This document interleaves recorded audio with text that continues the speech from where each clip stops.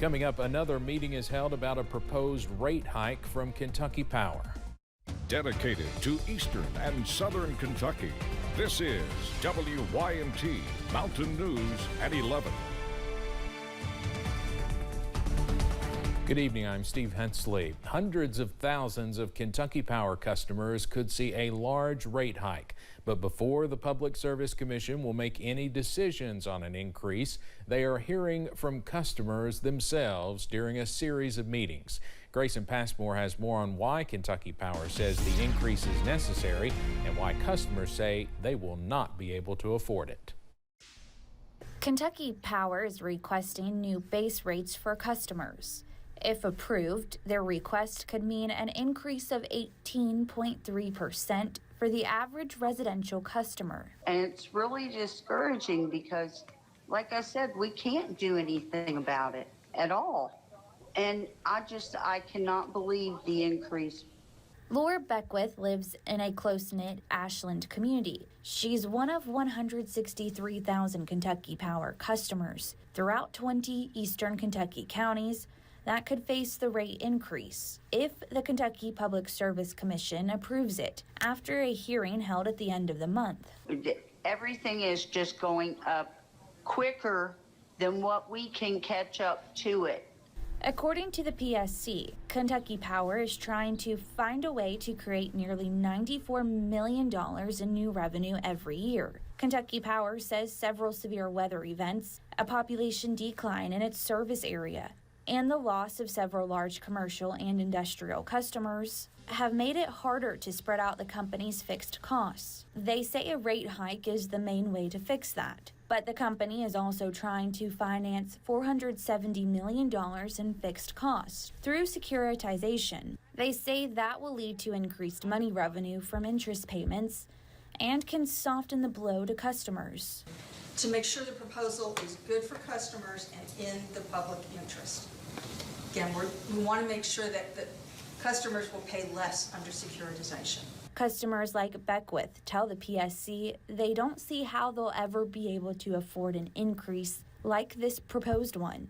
Just like several of the people in this community. In Frankfort, Grayson Passmore, WKYT.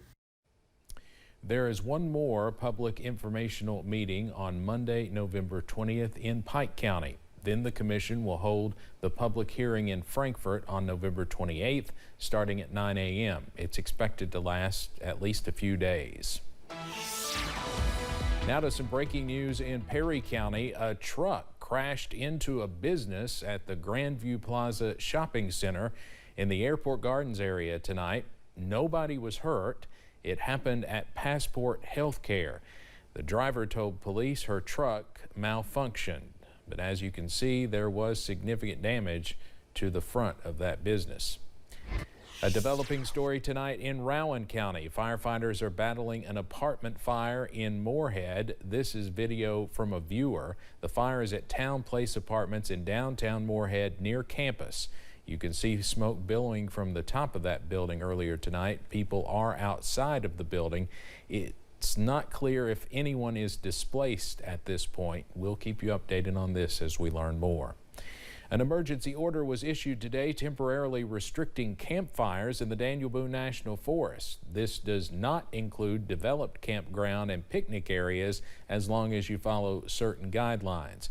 More than a dozen forest fires were burning earlier today across the region. The Division of Forestry is getting help from firefighters from multiple other states now to help contain the flames. 32 counties are under 24-hour burn bans. Burning is banned for all Kentucky counties between 6 in the morning and 6 in the evening through mid-December. Today, Governor Andy Beshear addressed the forest fire response. The Kentucky Emergency Management is working closely with the Division of Forestry, is doing an excellent job, and who responded really quickly, calling in people from other states. This is truly seeing something that could have gotten out of hand and reacting. The governor says 31,000 acres have burned since November 3rd. Fires have also been burning in East Tennessee. One threatened some structures in Pigeon Forge this afternoon. Around 3:30, though, officials said they had established a line around that fire. Officials at Dollywood suspended entry for a while as they monitored the situation, but later opened the gates again. A business in Elkhorn City was left in ashes today after an overnight fire. Ducker's Barn and Grill was a family-owned restaurant that provided its community a place for food, fun, and fellowship. Firefighters fought the flames overnight and into the afternoon, but the building was destroyed. They say it's a shame to see the community staple lost to the fire. It was a family that started it. Everybody knows them. It was a great place to be, and it became really popular. They had great food, and I know it's really going to be missed for the time that it's gone, and I really, really hope to see it come back. The cause of the fire is still unknown. We are tracking one more dry night as we go into the rest of your Thursday evening across the mountains because those rain chances are looming as we get into your Friday. Right now, though, up on satellite and radar, once again, we are dry, but notice those clouds continue to increase across the region as that next cold front is not too far away. As we zoom out, you can see that next weather system producing some showers over Nebraska, also Iowa at this hour, and that rainmaker will continue pushing off into our region as we go into your Friday. Temperatures right now not as cool thanks to clouds, also a southerly wind. Most of us in the middle to upper 50s and lower 60s at this hour. A few cooler spots in the 40s, but again, most of us stay in the middle to lower 50s as we go into tonight. And some cooler air, also some more soggy conditions on the way on Friday as more showers are on the way. And then another weather system by Monday and Tuesday of next week. Those details coming up in just a few minutes. Steve? All right, Cameron, thank you. A new partnership between the University of Illinois Urbana-Champaign and International Business Machines, or IBM, could benefit Eastern Kentucky. Together, they will use artificial intelligence to research flash flooding in Appalachia. WYMT's Madison Carmouche spoke to leaders of the project and has more. After seeing the devastation that followed the July 2022 flood, the IBM Sustainability Accelerator Program introduced a new group, Water and Sanitation.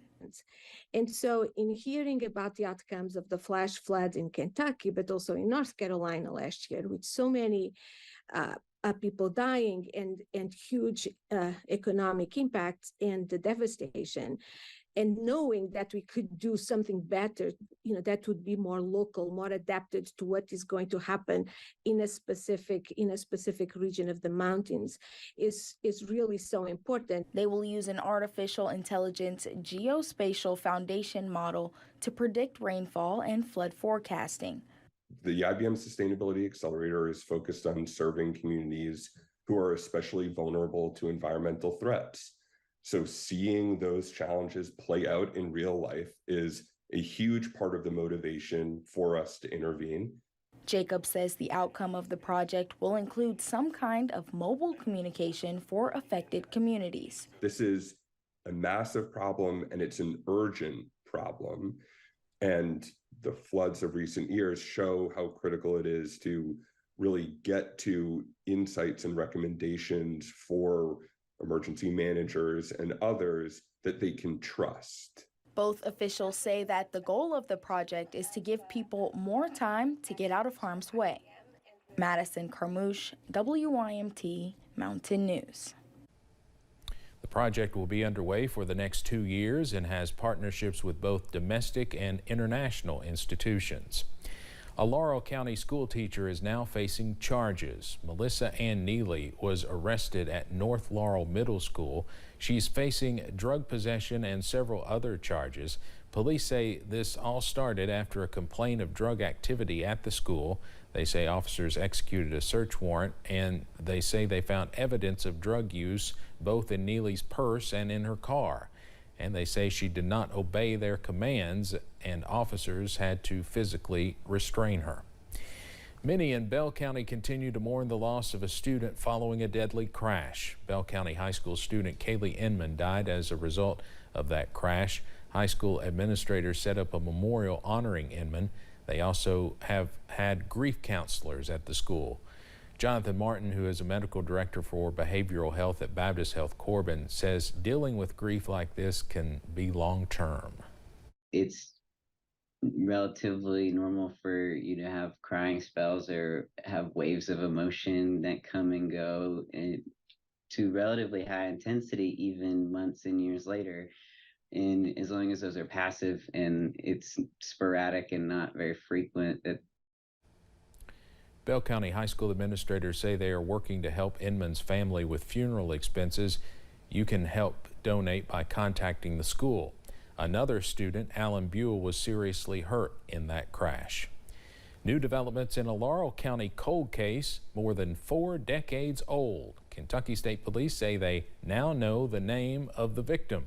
Police say the remains of Michael Murray were found in 1978. Murray was originally from Atlanta but had been living in California. Post 11 partnered with the FBI to use the National Missing Person and Identification System to identify Murray. It's an awesome day for law enforcement and the Kentucky State Police and the London Post. And, you know, it's a little bit of closure for the family who thought their son was a victim of a crime and would never be solved. Pennington says Murray was murdered and they still do not know who killed him. Pennington adds that he hopes this case can provide hope to families who are still searching for their loved ones. A federal judge has declared a mistrial in the trial of a former Louisville police officer who fired stray bullets in the deadly Breonna Taylor raid. Brett Hankison was charged with using excessive force that violated the rights of Breonna Taylor, her boyfriend, and her next-door neighbors. Hankison fired 10 shots into Taylor's window and a glass door after officers came under fire during the flawed drug warrant search in 2020. Some of his bullets flew into a neighboring apartment, but none of them struck anyone. The Israeli military says it found tunnels dug beneath Gaza's Al-Shifa hospital and released video of the discovery. CBS's Skylar Henry has more on that and an exclusive interview with the Israeli Prime Minister. Gaza was thrown into a communications blackout on Thursday. A lack of fuel shut down internet and phone service, according to the Palestinian Territory's main provider. Israel Defense Forces signaled the war aimed at rooting out Hamas could soon turn to the southern Gaza Strip. Most of the population is taking refuge there from the fighting in the north. In an exclusive interview with CBS Evening News anchor Norah O'Donnell, Prime Minister Benjamin Netanyahu addressed the mounting Palestinian death toll. Any civilian death is a tragedy, and that we shouldn't have any, because we're doing everything we can to get the civilians out of harm's way, while Hamas is doing everything to keep them in harm's way.